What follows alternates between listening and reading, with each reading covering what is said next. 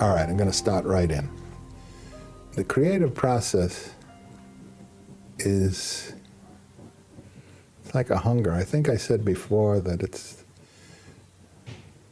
the only way we have to vanquish death. Life is short, but art is long. Why are we the animal that creates art? In some ways, all animals create art. Bowerbirds build their tremendous nests, and termites build these castles. So every living thing, in one way or another, has some artistic pursuits or talents or something. But human beings have taken it to the ultimate. And there has to be something to it. There has to be more to it than we realize. It's so much a part of who and what we are that, as you say, without it, is that fear we lose it, we can't do it anymore. This is, well, see, not everybody's like this. You know, most people wouldn't care at all about what we're talking about. And rightfully so, why should they? You know, Duchamp says everybody's an artist, everything is art. A bottle rack, a urinal, everything is art. And that we should respect it as such. And I could never buy into that. But it's the concept nowadays. An unmade bed is art, a Shark Tank is art, any of these conceptual things, which in and of themselves have merit, mostly shock merit. But it's a one-note band, you know. It should have more than that. It should have mystery. There was a fellow, I believe it was Bachmann, German symbolist, and a young widow came to him and asked him if the painter could give her a painting to dream about. So he produced a painting called The Isle of the Dead. Very, very powerful piece. A figure in a boat with a coffin in the boat. It's heading towards this island, a small little island in the lake in the night. And it is so powerful an image. Just what she wanted. I mean, she asked for it. Give me something that I can stare at and have a reverie with. And he got it. So, to me, that's the height of art. Goya's stuff, the stuff done in his dining room, the black paintings they're called, when he was about my age, where Saturn devouring his children is one of them. Very famous image, very savage, elemental, absolutely fantastic, you got it. I mean, why are some things like that, Picasso's Guernica, you could go on, there's quite a few of them, that just have that remarkable, mysterious power. That's what art should be. Powerful.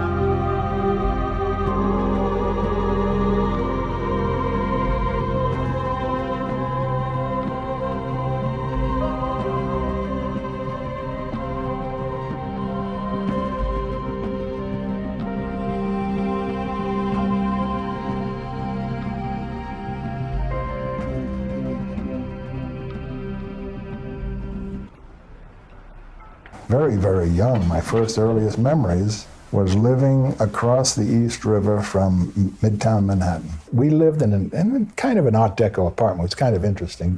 3 stories wasn't a big high-rise thing. That's exactly what comes to mind, the alleyways and the mean streets. I always had the talent, as I told you, my father encouraged it. My siblings encouraged it. Everybody would come to me, draw me a picture. So it was just something, but I did not want to be an artist. I didn't have the ambition to become one. My first venture into college was a junior college on Long Island called State University of New York. And I studied advertising, art, and design, which was a practical application of the talents I thought I had. And then on graduation, the recruiters would come in, the advertising agencies, to hire these people. And I thought, no, I cannot do this. I cannot. It's a funny thing, what you say. I wouldn't sell my art on a commercial basis, where people could say, no, I don't like that, or yes, I do like this. I didn't like, as the mother-in-law used to say about me, you can't tell him anything. So at any rate, that was out. So I went other ways, and becoming a fighter pilot was one of them. I went down, I joined, and got a commission as an air cadet and started training for jet pilot. And I washed out of that. Not too long after. I didn't have the physical necessities in my peripheral vision and depth perception that was necessary. So that was over. I told them I'd rather resign the commission and just take an enlistment period if I could become a combat artist or be designated as an artist, because that's what I was trained in, and so on and so forth. So they said, sure, okay. This is the time of the Cuban Missile Crisis.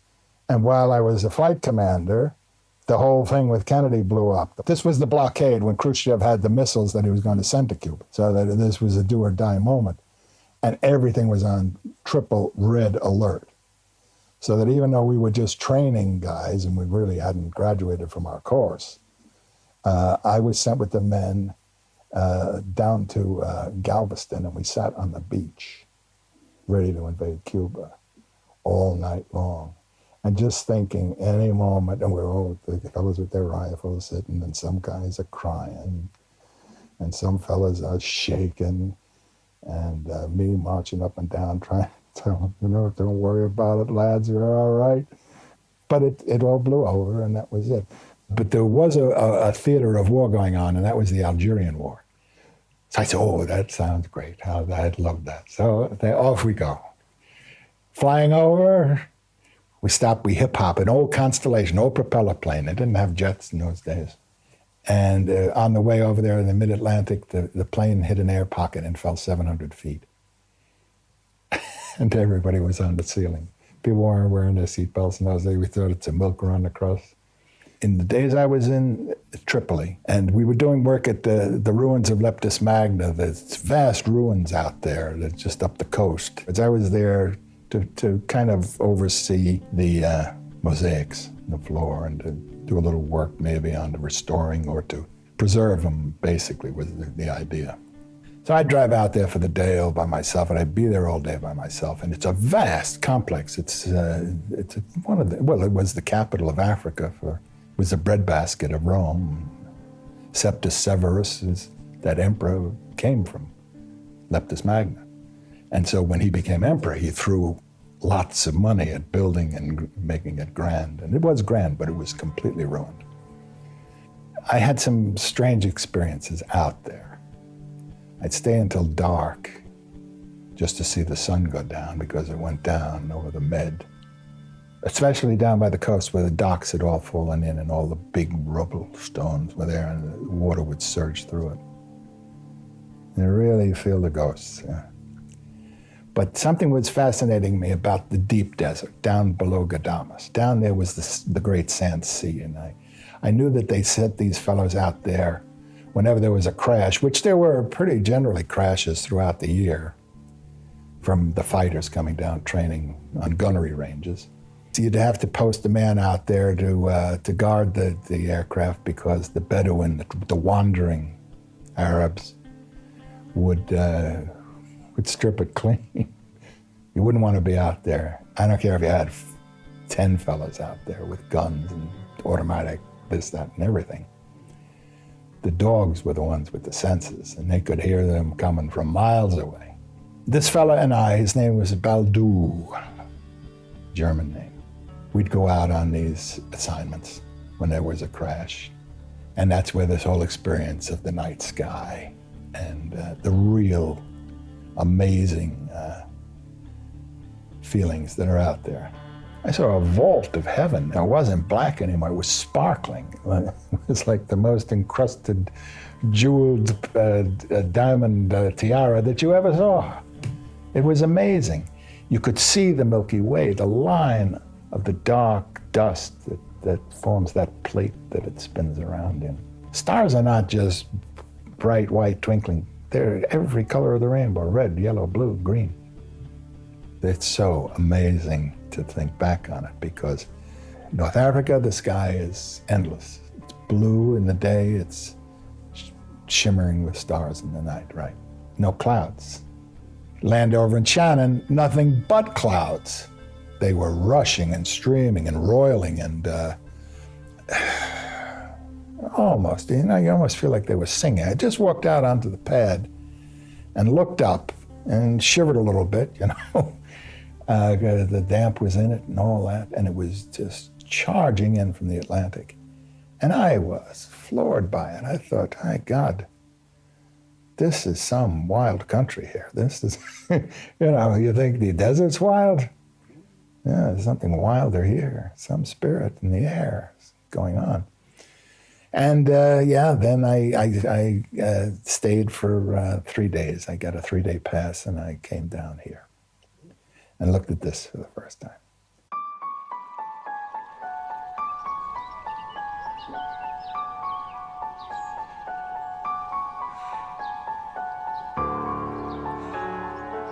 I use the Namdart O'Donoghue Ross. But the O'Donohues of Ross were the names of these rapparees, and the rapparees kept this pseudonym or identity because they had lost Ross Castle.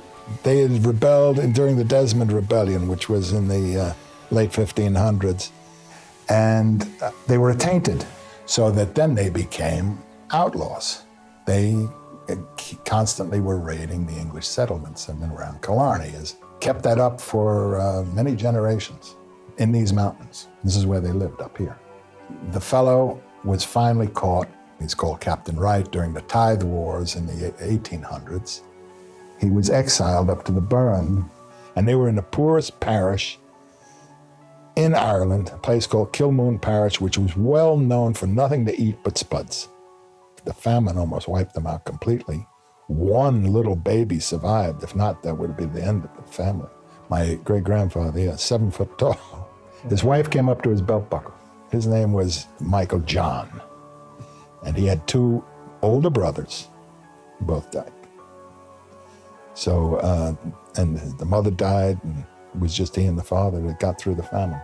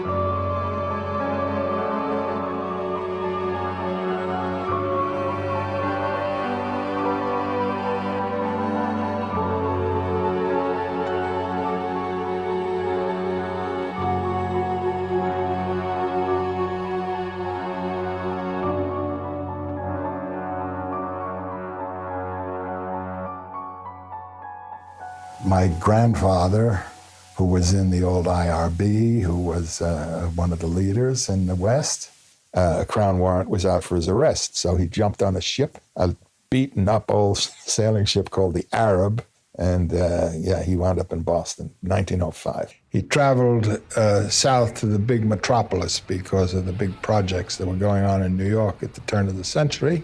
He took a job in the IRT, the subway, which was just being built at that time.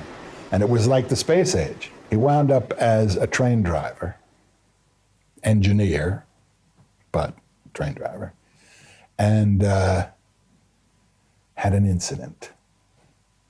Might have involved a little whiskey Baja, and was taken off, and then became a ticket seller behind the windows, selling tokens.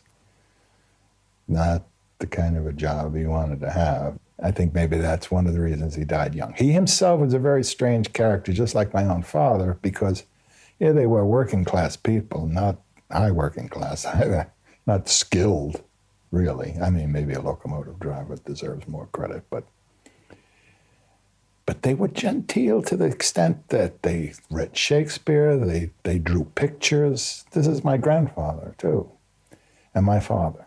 His whole working life was for the electricity board, the Consolidated Edison, and he was an electrician. But underneath it, he was cultured, and he listened to opera. This is before television. I used to remember listening to operas every night on the record players. You see. Tighe's father was also very adept at creating things. He did stained glass himself with the leading and everything. We have in our kitchen window over here, we've got several pieces that he had done when he was younger. There was always a talent. You figure out how to do something, and you fix it or you make it. Tighe's father was like that. Tighe was like that. Owen's like that. And Deanna is too, of course. But there was always that capacity, always that willingness to give it a go. And talented enough as they were and are, they were always able to manage it. So nothing daunts them. It is interesting, but nothing daunts them. I was at university, and he was in the Air Force at the time, and he was stationed at the same city in Wichita, Kansas, in the very, very middle of the Midwest. So the lads from the base would always come to the dances, which they had in the gym. And that's where I met him. And I guess this shot here, where my hair looks very blonde when I was still sun-kissed, was at the prom. The one year we had the prom together. And then he didn't have a beard. No. And then his hair was still kind of dark. Looks pretty dark. But wasn't he a handsome young man? You're dressed up like it's your wedding. Yeah, a long white dress. For whatever reason, yeah, I got a white dress for the prom. Oh yeah, I was blown off my feet the minute I met him. It was just fascinating. He was fascinating. I loved it. I loved him. And you followed him all around the country. I followed him all around the country, that's true. He got out of the service and he went back home to New York. So I transferred from Wichita, Kansas into Long Island. And then he got a job with the Doubleday Publishing Company as a salesman, and they sent him out to his area in Indianapolis, Indiana. So I transferred from Garden City, from Adelphi University, all the way out to Marion College in Indianapolis. So yeah, I followed him all over the place. I wasn't going to let him go.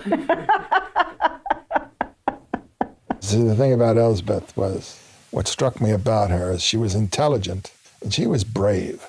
And I liked that. I like bravery. And I just liked having her around. And she was a good partner and always a good sport. So naturally, she's been the love of my life all the way through.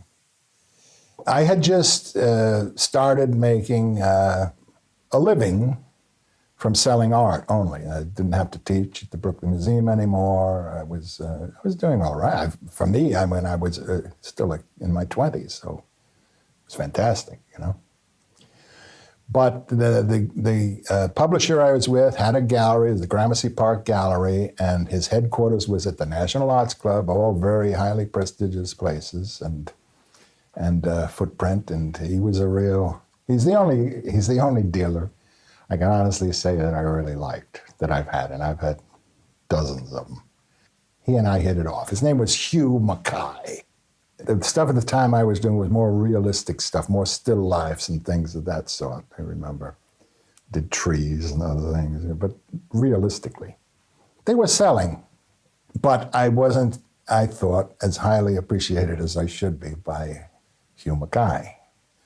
So one of these soirees, he had this beautiful duplex apartment at I don't know if it was the penthouse. It was up near enough, but it was a beautiful duplex, large apartment, where he'd have these parties, these soirees, and artistic soirees as they are.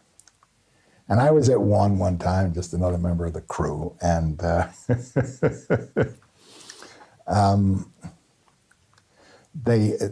young ones there had hand out at the party some of these marijuana brownies. Yeah, not unusual in the 1970s, let me tell you, but most of the marijuana those days was more or less oregano. However, these were a little more potent anyway. I got a buzz from it. And as we're talking, Elizabeth and I are talking and mingling with people, some fella comes over to me, and he's a tennis professional.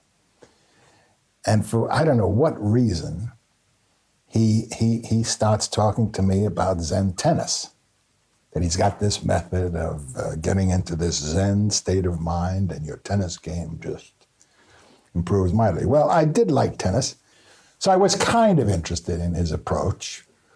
But as he kept on going and hammering away at the Zenness of it all, I began to think that he was taking the mick out of me, for some reason, as you do when you're paranoid and half stoned. So the more he was doing it, the more annoyed I was getting. And pretty soon, even I noticed, and of course Elizabeth noticed much sooner and much more than I did, that a large part of the group, and there were 50, 60 people at this party, were looking over where we were because of the threatening posture that I was looming over this fellow. 3 days earlier, I had had a dream. I told her that dream.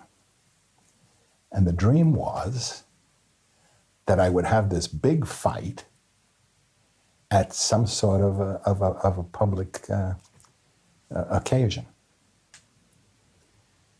And all she said was, at this point, just when it's getting to this pinnacle of rage, she says, "Do you remember your dream?"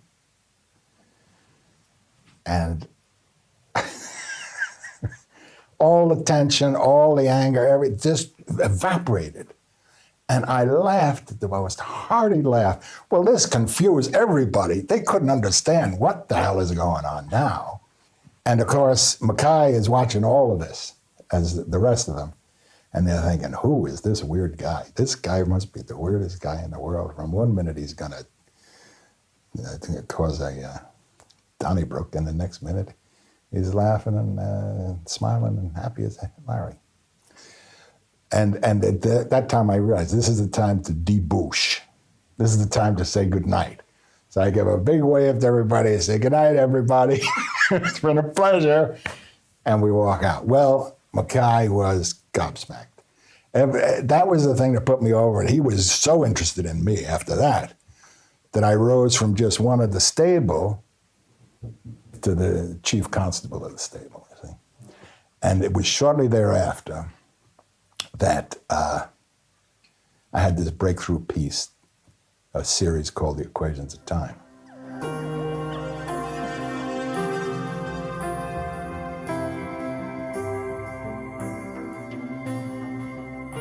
Timing is everything. This is what I've always believed. You have something happen, it triggers something else that happens, that triggers something else that happens, and so on. I've always been fascinated by time. Again and again and again, I return to it as a theme, because I do believe that, for the most part, time is an illusion.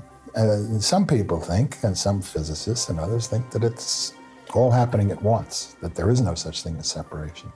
We are curious about things we can never know, that somewhere in the human psyche, in the human condition, we aspire to a wisdom that is beyond us. And so it's that idea of reaching for something we can never achieve and know we can never achieve, and yet we want it anyway.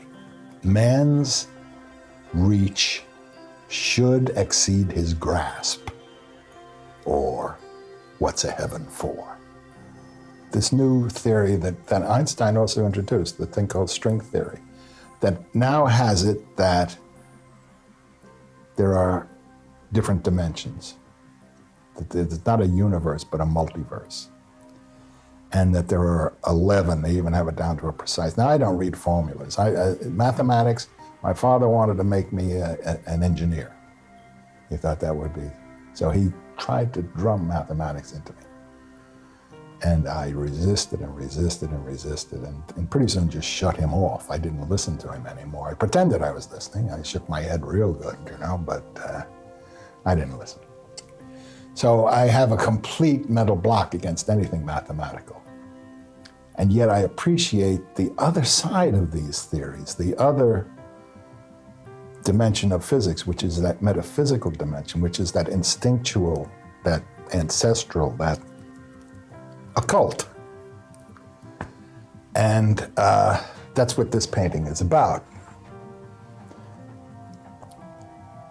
There's 11 clock faces in here.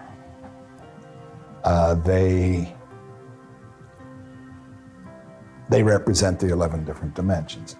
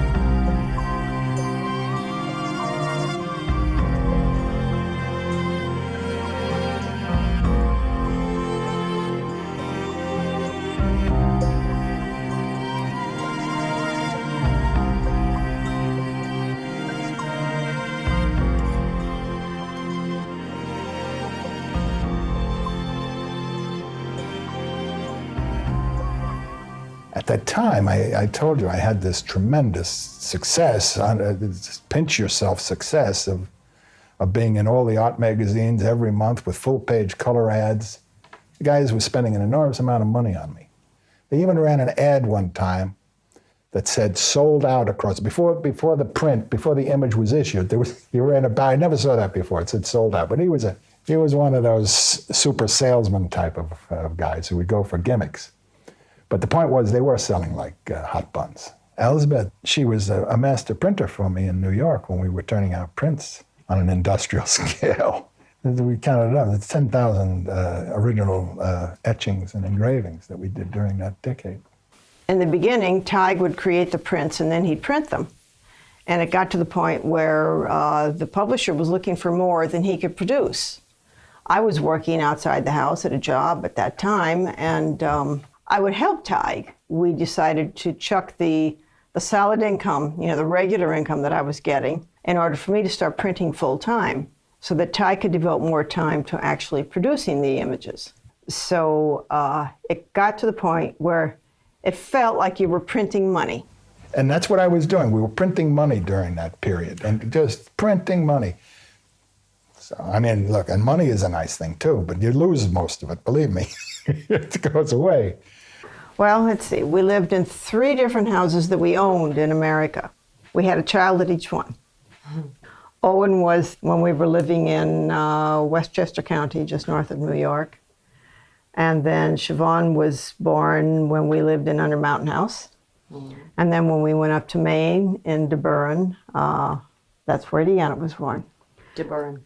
Burren, yeah. Tighe named it that for the connection to the Burren, which is, you've heard already, where his family came from most recently. So I found some land way up north of Bar Harbor in Maine with a big kind of a cottage. They call it cottages, but really kind of a mansion. So we bought that. So we moved up there. It was fabulous, right on the rocky coast. The ocean crashing on the granite in front of the house, 50 paces away from the house. The energy there was fantastic.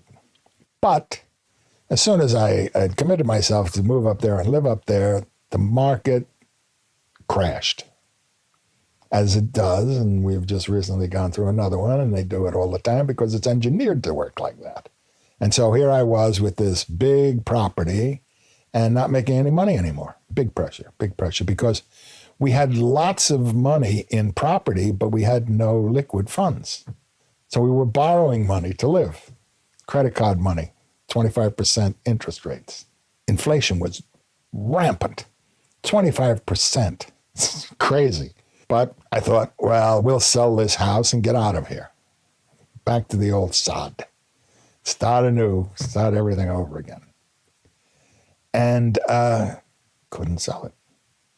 Sotheby's, which is a very posh auction house, came up, took the photographs as one of these luxury properties and a big brochure made of it. Nothing happened. Nobody bit. Nobody was interested.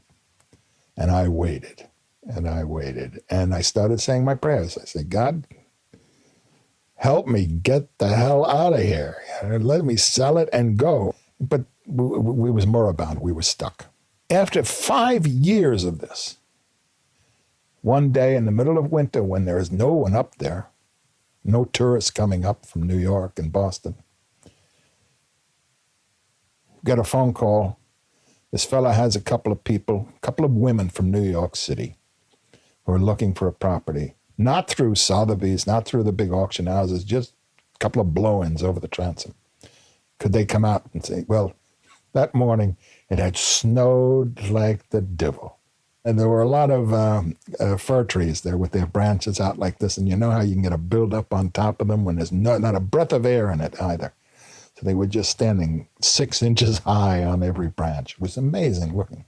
I left to go collect the kids after school. Elsbeth was working to help buy bread at a bookshop in town. And the people drove up, and I waved hi with the cute little children, all these cute little children, 3 little babies, and waving at them. And they go down this magical road, and then, of course, they are so charmed and mesmerized. They met my price, and there was out. It was over. Like that. That was a kind of a miracle. I thought, obviously a miracle, the meteorology alone. At any rate, everything I needed, paid off the debts, could build a big place here, outright, no mortgage, no nothing, everything paid for. And then it was lovely. Then I didn't have to make a lot of money. I didn't like selling in the galleries. I didn't like the commercial aspect of art, but Owen always chides me. He says, yeah, well, you made it, so naturally you're going to say it's easy. But if you didn't make it, you'd be looking, gimme, gimme, gimme. I wasn't that way. He went to the top of Ross Castle when it was still a ruin before it had been renovated at all. And he expressed to me how he had never felt home anyplace else like he felt there. And that's his genes, that's his heritage coming through. And he always wanted to come back. It took us probably about 10 years longer than we thought it would before we did. We just shoved everything, which was a lot of artwork by that time, into 2 big, huge containers, sent them away to put in a boat, and we just had to travel a little bit further to get to the next place, which was over here. I never regretted it. I love this place. I would never have wanted to raise our children in America compared to what this country has to offer for all its shortcomings. Every country has its own kinds of shortcomings, but I much prefer ours here, and I say ours because I claim it, than any place else. Well, you have been here 28 years, so Yeah, I think that's you can true. claim it now. That's true. After coming over here, people are looking at us. Are you crazy? I mean, what the? My mother said, you're going to be a big fish in a little pond. She had no idea.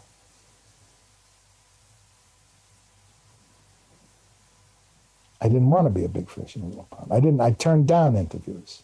When I got here, they wanted me to put on radio shows and everything. I said, no. I've had enough publicity. I just want to be left alone to work and, make a few quid to put bread on the table. Not a lot, just enough. And that was my attitude. And it was great because what happened was that I ran into people who wanted things, and such things as the Brendan sculpture, for instance, and the horse.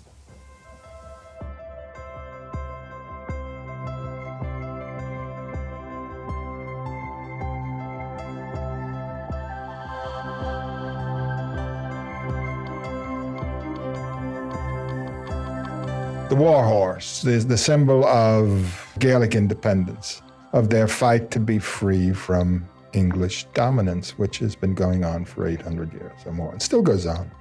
Hopefully not in the violent way, because I'm very much against indulgence in the slightest bit of violence to further philosophical goals. There are better ways to do it, and art is one of the best ways to do it.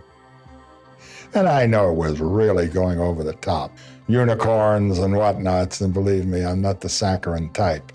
The unicorn, as much as it's a sweetie pie type thing, was originally a symbol for Christ. And so because a lot of the Irish struggle has been about religion, and because the Irish were loyal to the old religion, not just the Roman Catholic, I mean the Druidic Christian religion, which they had for a long time before Rome finally brought them down in the 1700s. It took all that time to wipe the Druid out of the Irish. But the old Celtic war helmets had that spike at the forehead. The horse was very important to the Celts. It made them what they were, and this horse, in a way, has become pretty popular for people to come and take a gander at as they drive by.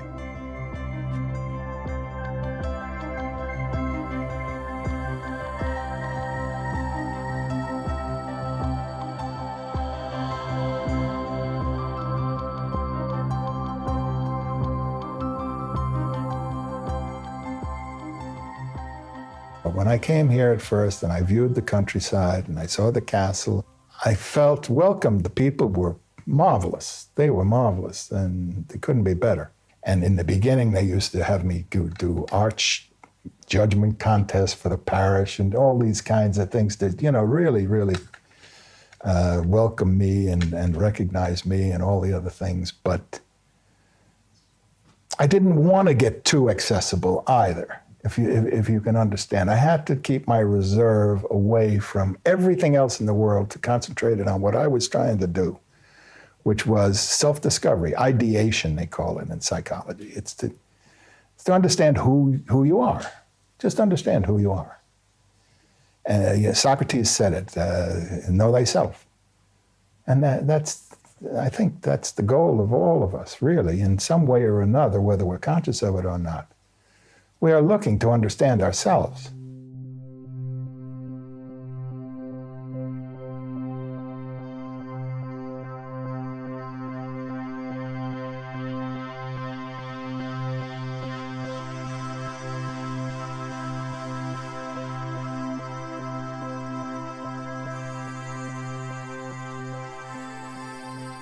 If you really start getting into knowing thyself, and that means knowing your ancestors, knowing who they were. I came back here specifically to be in the very place where those rapparees were, and to see if that would jog in my deepest subconscious an association to those ancestors. Because, in the last 400 generations, only one generation has been spent outside this country. That's my father. He was born in America and died in America. Never came over here. Wouldn't, for a lot of deep psychological reasons. Some people think the ancestral thing is because they were chiefs of Ross Castle. That's not the important thing to me. The important thing is that they were rebels and outlaws and vagabonds, troublemakers. But if you can use what happened to your ancestors to fuel your energies, to open up your avenues of instinct. See, art is you're expressing yourself. It's not the skills or the talents you have so much as that ability to express, to bring out from the depths of your inner life, your unconscious, the mystery of it. At the heart of it, I'm a big mystic, a big believer in mysticism, in the metaphysical. That's what this place has. That's what this little island has. It's a land of spirits.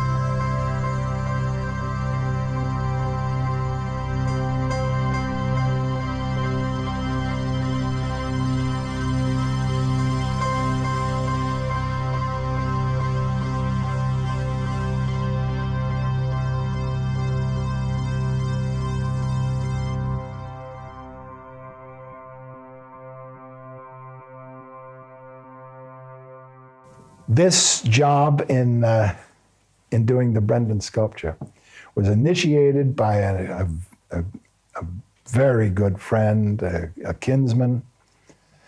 He and his sister I got to know really early on when I was here. They bought a painting almost immediately. Her husband is a solicitor, Robert Pierce, and she's Olive. And the brother was a priest and an academic. His name is Garrod. Now, Tighe O'Donoghue was the one who, after he saw the horse up there, said, gee, I've always had this dream at Phoenix to putting something up to St. Brendan. So he said, would you be able to make a sculpture of St. Brendan to put on top of that seamount there, which was, at the time, had a lookout station, and there were huge oil drums all around its base. It was an industrial area. The port there was an industrial port.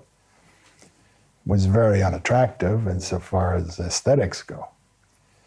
So how are we going to get all that moved? How are we going to, well, he got on his high horse and went to work. And I know what he went through, and I know the meetings that we had, and I know the public meetings that he had to work with, and I know the support he got from people in Phoenix, with some exceptions. And it was the very, very few exceptions who were blocking the way. They didn't want a religious icon in their midst, which they thought would be a St. Brendan statue. And it took years. But Father Garrod stayed with it, even though we were at times very discouraged. I mean, I had basically given up on the project. I thought it would never come to pass. But things have a way of working out, and it did come to pass, and it's all due to his vision to have it done. Now, at the time, I wanted to do Brendan with a giant hole in his chest, you see? And in that, the Sacred Heart beating. And that might be just a little too much for the public, yeah. So as a result, that made me think another way, and I gave him a cape that's blowing in the wind that has that hole, because Henry Moore, a great sculptor, said that a sculpture, the first hole through a sculpture is a revelation.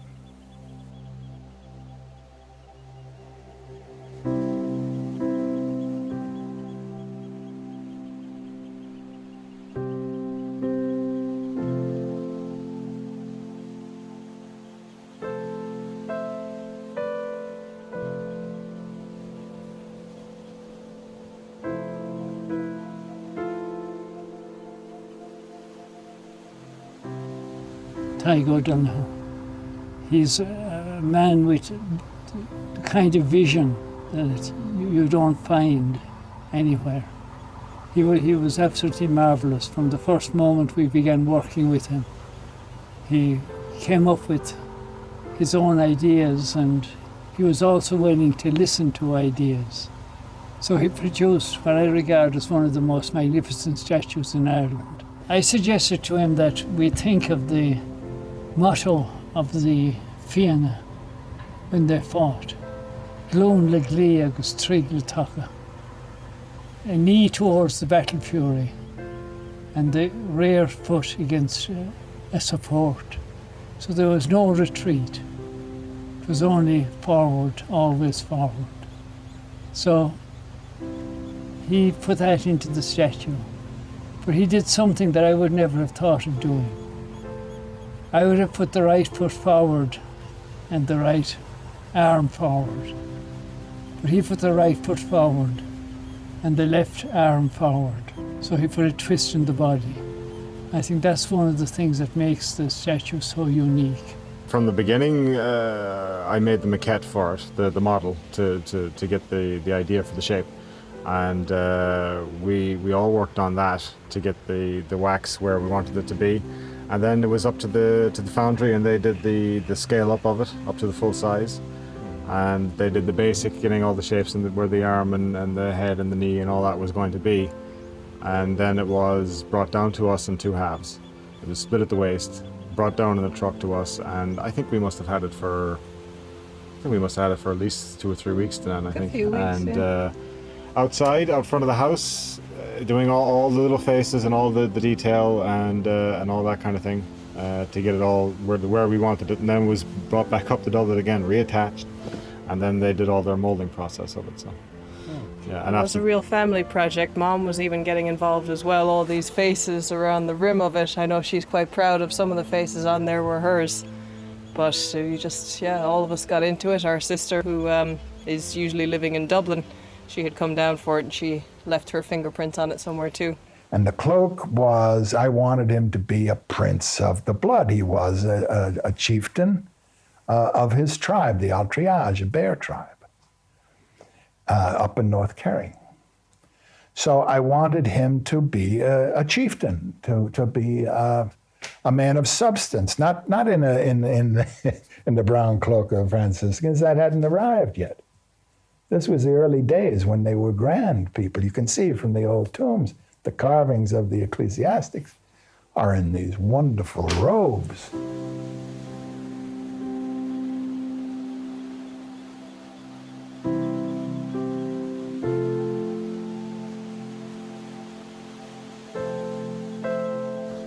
One of the things we did to make it all the more universal, I think, is around the hem of his robe, we all carved and had to do a lot of them because there are 100 heads for the 100 names of God, which is an Arabic concept. God has 100 names. So then one of the little fantasies somebody was talking about, it came to me that if you were to count every one of those heads, and you reached 100, then you'd have a token of good fortune to follow you as you went down the monument. And you gave the 100 names of God.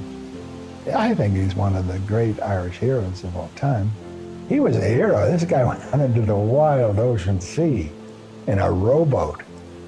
Come on. It was a very rewarding enterprise. I enjoyed it a lot. Each one of us has to live our life. And each one of us is looking for some kind of direction. And here is Brendan pointing out through the Mahari Sound, out through the wide ocean. So that's something that it strikes me that each one of us can find ourselves directed to be true to our challenging life. Me, I'm in my 7th decade now.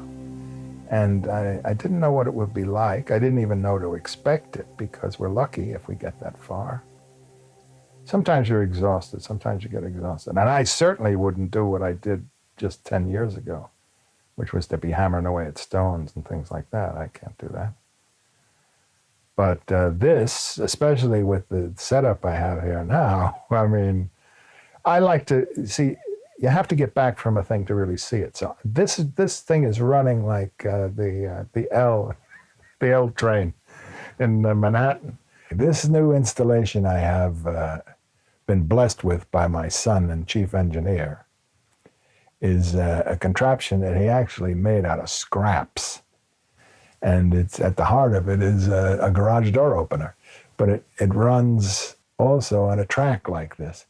And this track enables me to bring it back and forth constantly, because I'm constantly having to look at it at a distance in order to compose the thing correctly. And then I bring it to me, I work on it, and in 5 minutes, I send it back again. That's sending it back into the spotlight so I get a really good view of it. And then I push it again, and it travels down the trackway, working its way down, and comes to rest right where I am with this special chair, which is part and parcel of the whole operation, that allows me to hook it into its setting, and I'm nose to nose with it for doing detailed work, very close, fine, tiny little things. And then spotted an area that was a little weak, needed a little more tone or a little more color or anything else. And then I send it back again. And it goes under the lights at a distance. So this little addition here has been magnificent for me, because conserve that energy, don't burn it out. Which, look at Vincent burned out his energy like a Roman candle. Yeah, you don't want to be too intense. I don't want to be anyway, but I do want to have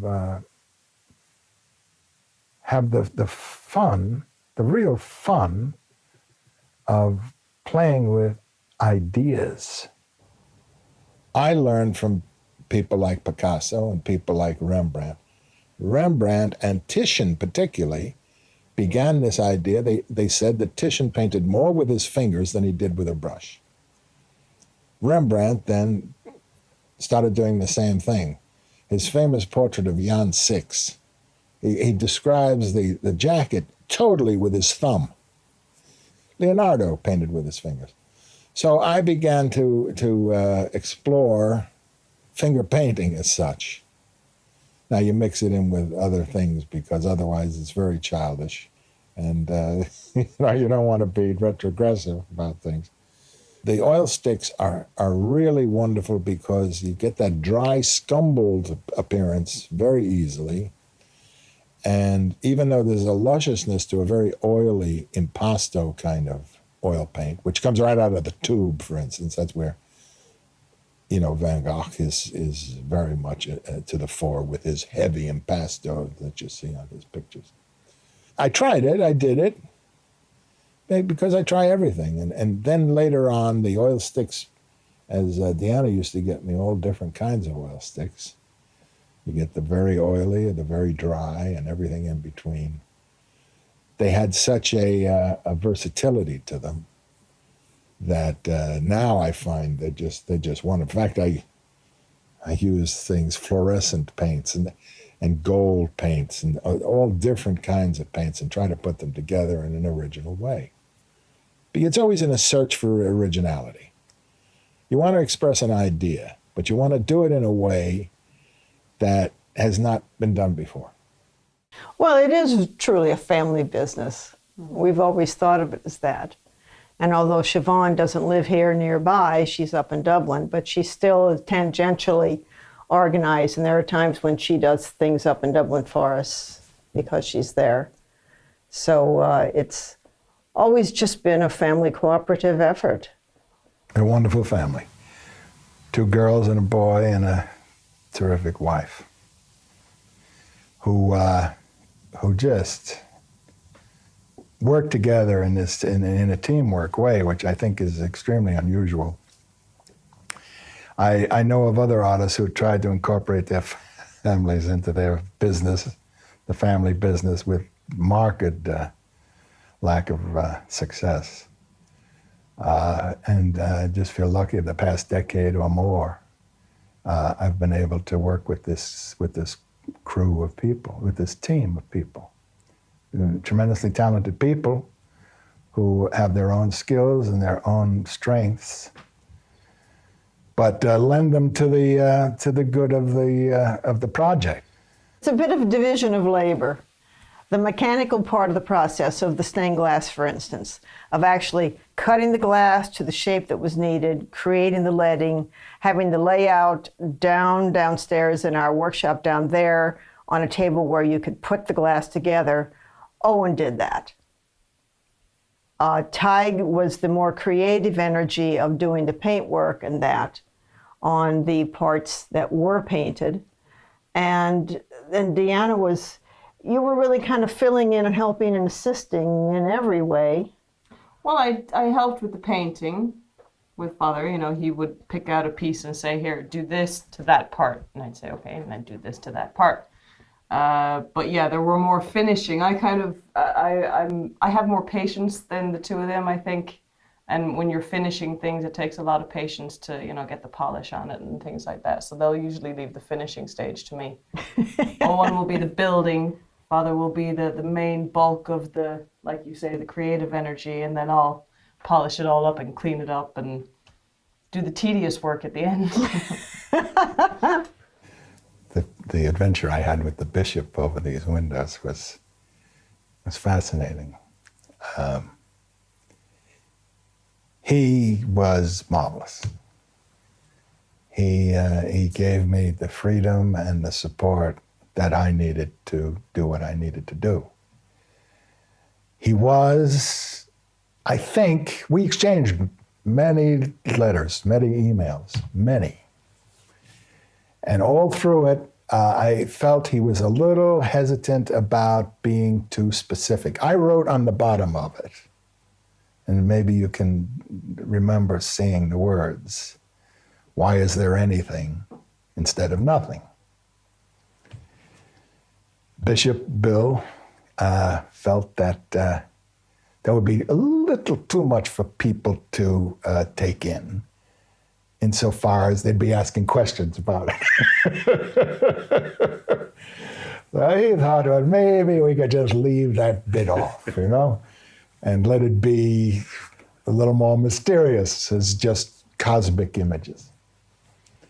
But I really wanted to put it in there because, and I knew it the first time, and yeah, Bill was here, he and I were here. And I had written that down. I had written down, why is there anything instead of nothing, to put on this window. And as soon as he saw it, he said, and I had other choices too, and I remember he read the other choices first. When he read that one, he said, kind of his words were something, there's something to that. There's really something. It makes you think. That's what he said. It makes you think. That's all he had to say. I was going to fight the campaign to the death to get those letters on there. And he didn't make it easy, but he was right. He said, oh, how did we put it? Oh, yeah. I wrote him a passionate note. I said, look, I really want to put the sentiment on there. Can't we just let it, I don't care if we cover it up a little bit or make it smaller. Or, I said, just let it whisper. And he wrote a note back with just these. He said, no, just let it whisper.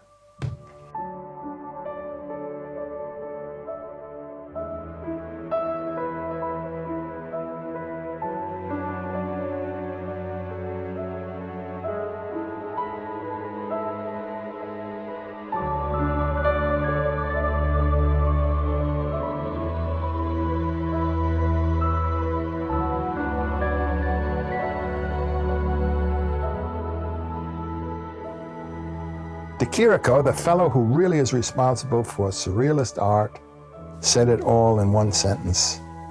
when he asked the question. He said, what is there to love if not the enigma?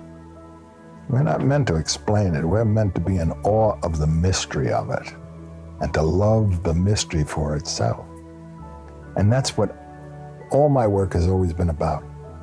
And if I can trace it back even to my earliest days, I was dealing with this feeling of that there is a much deeper mystery than we can ever know. We don't own our consciousness. When we go to sleep at night, it leaves us.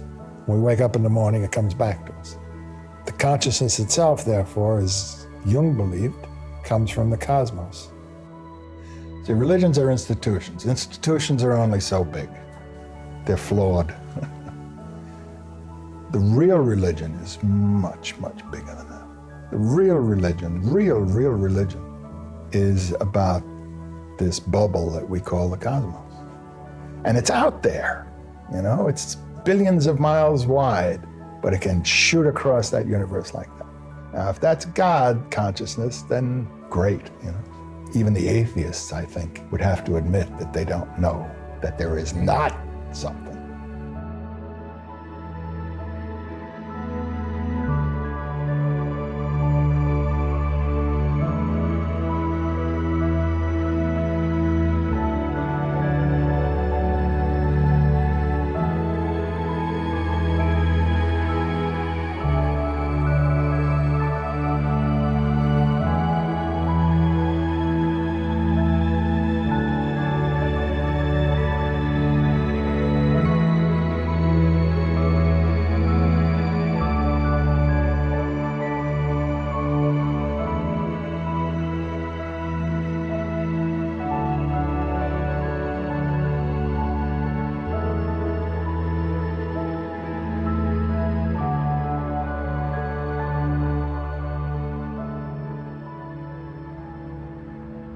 Growing up in Queens County, well, it's a borough, it's a part of New York City. We had this huge vacant lot in front of us.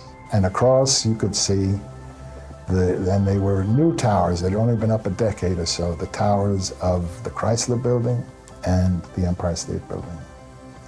And they loomed over our neighborhood.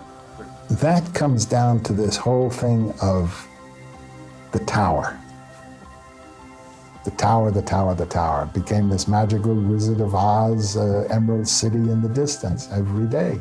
So you see, when I started first doing the research into my ancestry, and as we investigated, we found out they were the chiefs of O'Donoghue Moor.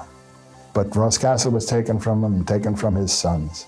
They had yearned, all the time they were rapparees, all they were doing were fighting the English settlements, going down as night riders, constantly trying to get Roscastle back. They're yearning and yearning and yearning, you see, to get this tower back. Whatever it was, to get it back was so important to them. I couldn't possibly get Roscastle back, nor would I want to retrieve the castle that my ancestors so yearned for. But if I capture it, if I paint it, if I depict it in some symbolic way, I am taking an artistic ownership. And so I think and hope and pray that my ancestors will say, good man, you gave it a shot. You did something that we've been trying to do. You didn't get it, but you had an angle on it. You tried to do something symbolically, and that's why I keep the O'Donoghue Ross name. That's why I keep on this mission to constantly return to the tower, because the tower itself is this marvelous, erect figure of a human being. The symbolism of the tower, first of all, it symbolizes death. Then it symbolizes human consciousness, the window, the eye at the top of the tower. The tower struck by lightning, the famous tarot card, the Castle of Fire, and all these, the Tower of Babel. I mean, we could go on and on and on with the metaphysical power of this single entity. There's another great author called Lawrence Isley, and he writes about how the tower, the artifact left behind is bound to fail, but its ruins are left behind as a reminder of who we are and who we have been.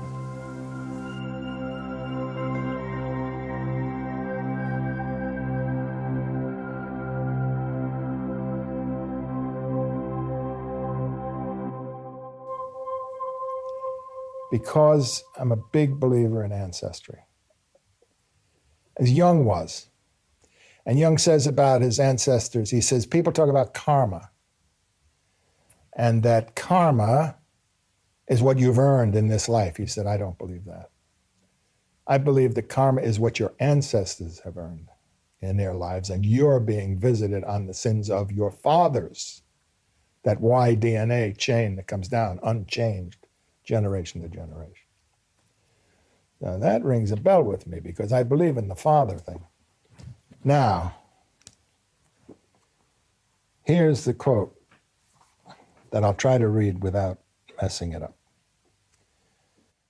Buddha was twice asked by his disciples whether man's karma is personal or not. Each time he fended off the question and did not go into the matter. To know this, he said, would not contribute to liberating oneself from the illusion of existence. Buddha considered it far more useful for his disciples to meditate upon the Nidhyana chain, that is, upon birth, life, old age, and death, and upon the cause and effect of suffering. I know no answer to the question of whether the karma which I live is the outcome of my past lives, or whether it is not rather the achievement of my ancestors, whose heritage comes together in me. This is long before DNA or any of this. He wrote this back in the 1950s. I believe it was the 50s. Am I a combination of the lives of these ancestors? And do I embody these lives again? Have I lived before in the past as a specific personality? And did I progress so far in that life that I am now able to seek a solution? I do not know. Buddha left the question open, and I like to assume that he himself did not know with certainty. I could well imagine that I might have lived in former centuries and there encountered questions I was not yet able to answer. That I had to be born again because I did not and had not fulfilled the task that was given to me. When I die, my deeds will follow along with me. That is how I imagine it. I will bring with me what I have done. In the meantime, it is important to ensure that I do not stand at the end with empty hands.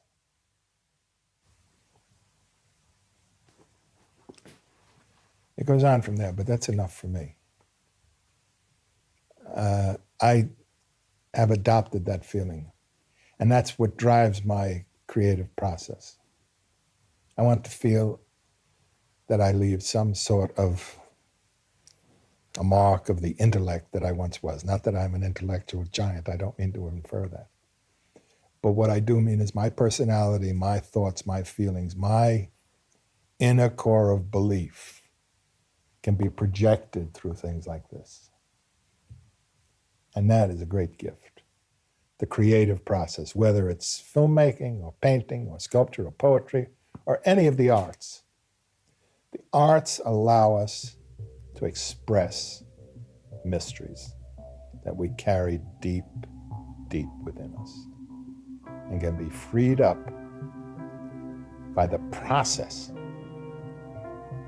of creating, which is, as we've discussed now at some length, it's an amazing process.